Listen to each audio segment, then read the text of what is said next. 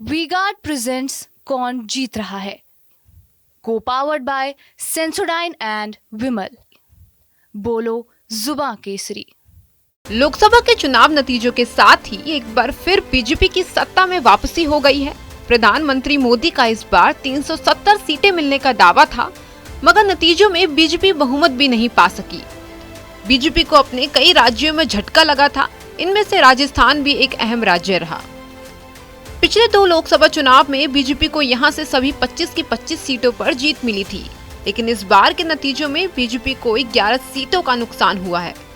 अब इन 11 सीटों पर मिली हार के बाद बीजेपी में मंथन का दौर शुरू हो चुका है। बीजेपी ने राजस्थान में अपने 10 मौजूदा सांसद के टिकट काटे थे, वहीं 3 सांसदों ने विधायकी लड़ी और जीत के बाद उनकी जगह नए चेहरों को मौका दिया गया।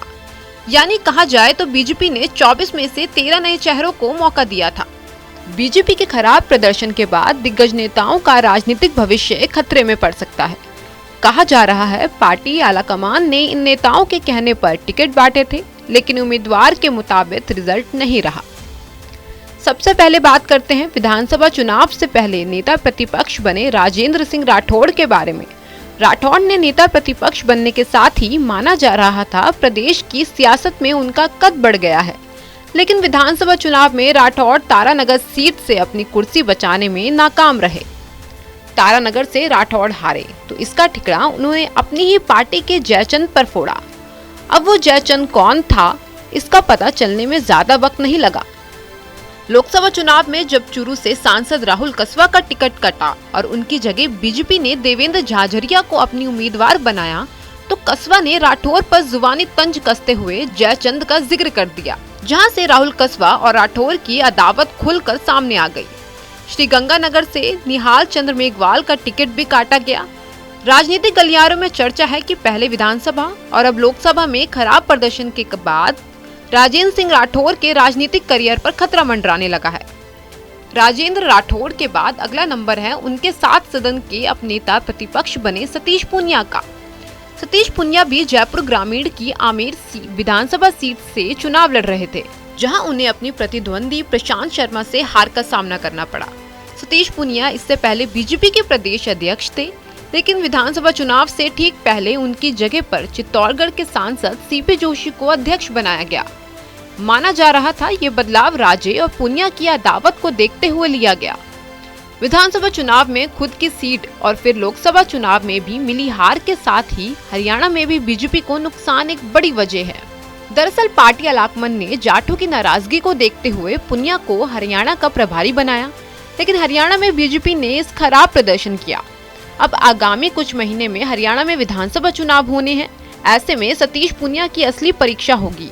अब बारी आती है सीपी जोशी की, क्योंकि पूनिया की जगह जोशी को प्रदेश की कमान सौंपी गई थी। विधानसभा में बेहतर स्ट्राइक रेट से जीत हासिल करने वाले प्रदेश अध्यक्ष के खाते में लोकसभा की करारी हार डाली जा रही है, क्योंकि सीपी जोशी खुद लोकसभा चुनाव लड़ रहे थे और उनकी सीट पर ही उनके सामने विरोध करने उतर गए बीजेपी के बागी विधायक चंद्रभान आक्या। भले ही चुनाव से पहले जोशी उन्हें मनाने में कामयाब रहे, लेकिन कहा जा रहा है अदावत के चलते उन्होंने अपना पूरा फोकस चित्तौड़गढ़ तक ही सीमित रखा। अब बारी आती है प्रदेश की 2 बार की मुख्यमंत्री वसुंधरा राजे की। वसुंधरा राजे के नेतृत्व में ही पहली बार 2014 में बीजेपी के खाते में सभी 25 की 25 सीटें गई थी। उस वक्त वसुंधरा राजे का जलवा ऐसा था कि 2013 के विधानसभा चुनाव में उन्होंने कांग्रेस को महज 21 सीटों पर समेट दिया था। 2013 और 2014 की राजे की बादशाह 2018 के विधानसभा चुनाव में उस वक्त हाशिए पर आ गई, जब राजे के नेतृत्व में बीजेपी सत्ता से बाहर हो गई थी। लेकिन 2019 के लोकसभा चुनाव में एक बार फिर बीजेपी के खाते में 24 तो वहीं 1 सीट गठित दल के खाते में गई, यानी यहाँ भी बीजेपी की सफलता 100% रही। तब भले ही राजा सत्ता में नहीं थी, लेकिन उन्होंने अपनी सभाओं में कोई कमी नहीं छोड़ी थी। अब 2024 के लोकसभा चुनाव में राजे ने महज एक ही सीट पर फोकस रखा, यानी प्रदेश की 4 बड़े नेताओं की वो मेहनत इस बार नजर नहीं आई। इसे बीजेपी की आपसी गुटबाजी के तौर पर भी देखा जा रहा है।